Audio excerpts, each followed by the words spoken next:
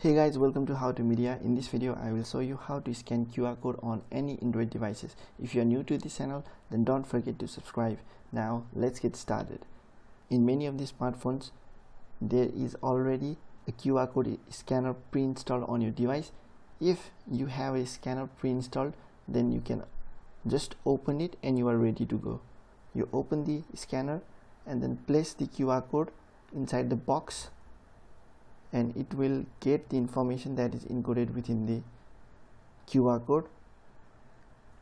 You can visit the website, or you can check the information text, or it can be in the form of file or anything.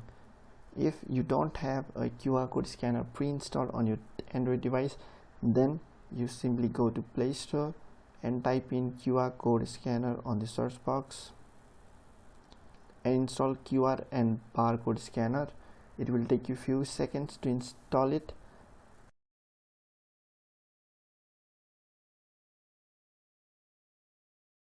After it gets installed on your device, you simply open the app and place the QR code inside the box, which will decode the QR code and give you the information encoded within that QR code. And you can open the link if it is in the form of URL, or you can copy the informations if it is in the form of text or anything. So this is an easy method that you can use to scan QR code on any Android devices easily.